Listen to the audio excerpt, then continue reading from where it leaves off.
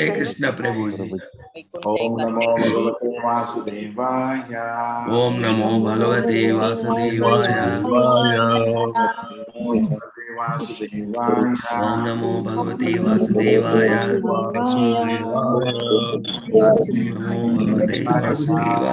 Om Namo Bhagavate Vasudevaya. ठीक है, thank you. यहाँ गाना है switching off video because of I think I have done.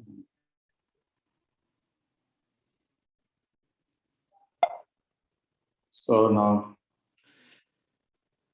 Guru Maharaj has now started his Narad Muni's directions are going on how to do. So let us continue.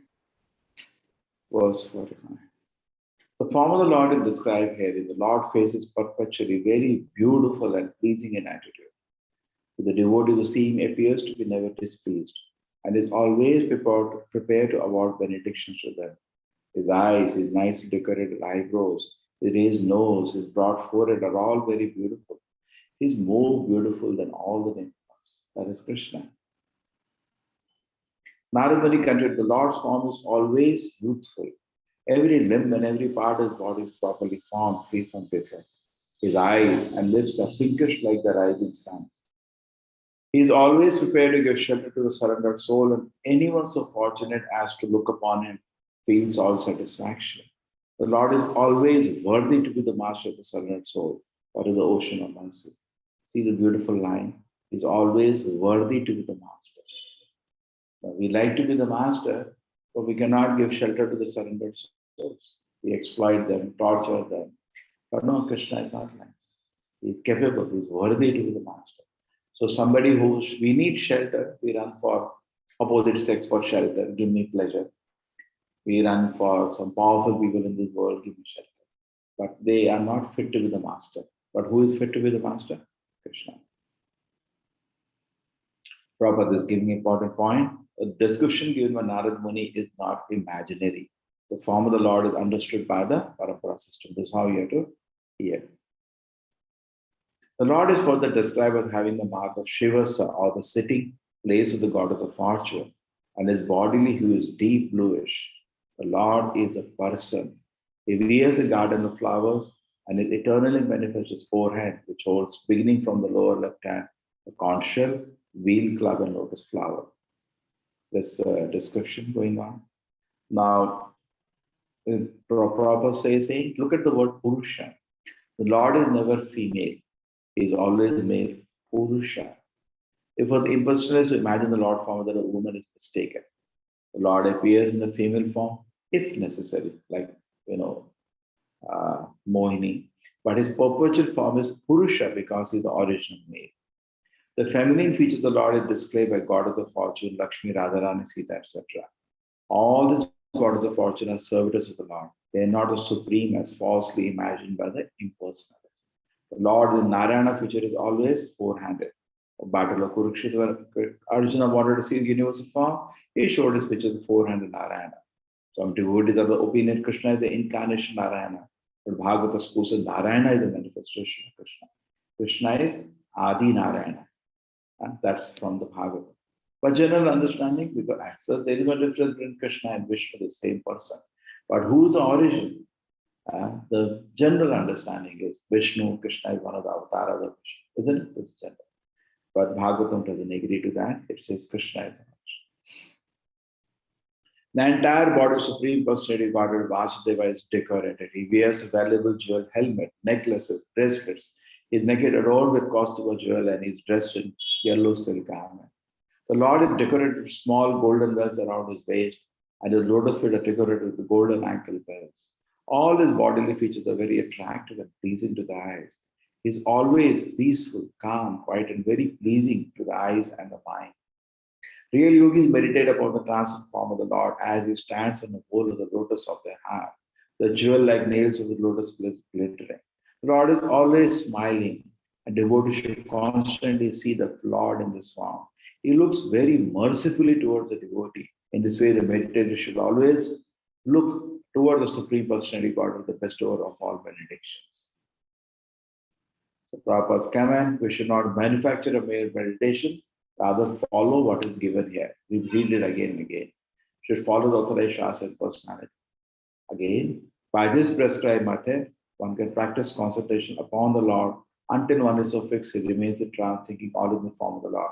So as a sadhana, it's like what discussion and another hearing you hold in your heart, and in doing sadhana, continue, then this will manifest, your heart will be fixed on it.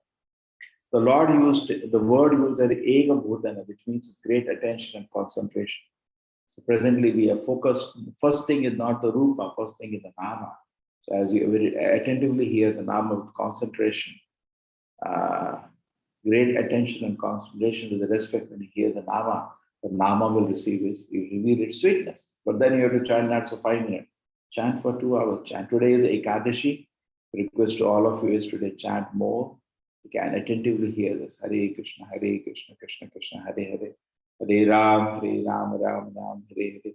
Hare Krishna, Krishna Krishna, Hare Hare. Hare Ram, Ram, Hare Hare. The Lord who meditates, the one who meditates in this way, concentrates his mind upon all his auspicious form of the Lord, is very soon free from all material contamination, and it does not come down from the meditation upon the Lord. The Archana Marga devotion path prescribed in the Pancharatha system of devotion service for worship in the temple makes a devotee think concentrate with the Lord, that is samadhi or trance. One who practices in this way cannot deviate from the service of the Lord, and that makes it perfect in the mission of human life. So Archana Marga is along supporting the Bhagavata Marga. The primary thing is Bhagavata. Supporting the Bhagavata Marga, we also do Archana in our temple. Okay, we worship the Lord. And gradually it also helps you to come to Samadhi of the Lord. Okay? And then once your mind is fixed like that, you cannot deviate from the service to the Lord. O son of the king, now I shall speak unto you the mantra which is to be chanted in the process of meditation. One who carefully chants this mantra for 7 nights can see this perfect human being flying in the sky. Okay, so this is now the discussion. Now all the kind of siddhis will manifest, that's the whole thing. The Prabhupada is saying, another point with the meditator should be carried on with the chanting of the mantra. Chanting of the Hare Krishna mantra is easy for the meditation in this age. In fact, Dhruva, this is Satyuga. So Satyuga mantra is Om Namo Bhagavate Vasudevaya. We also chant that, but that's not the primary mantra today. Okay? Okay, so here the mantra is revealed. Okay? Chanting of the Hare Krishna mantra is easiest process of meditation in this age, Kaliga. As soon as one chants the Hare Krishna mantra, sees the form of Krishna, Rama, their energies, that is the perfect stage of trance. One should not artificially try to see the form of the Lord while chanting Hare Krishna. But when chanting is performed offensively with the Lord, will automatically reveal himself to the view of the chanter. Chanter therefore has to concentrate on hearing the vibration, and without extra endeavor on his part, the Lord will be automatically appear. So don't try to do artificially. Okay? So as offensively as you chant, you will hear the sweetness of the holy name. So tomorrow we continue. Hare Krishna. Thank you. Thank you, everybody.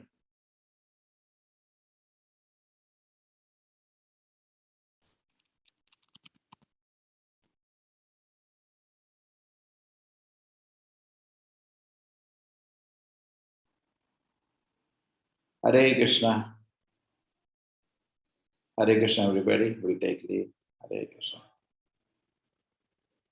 So, Ekadashi day, make a resolution to chant better every day. Okay. Hare Krishna.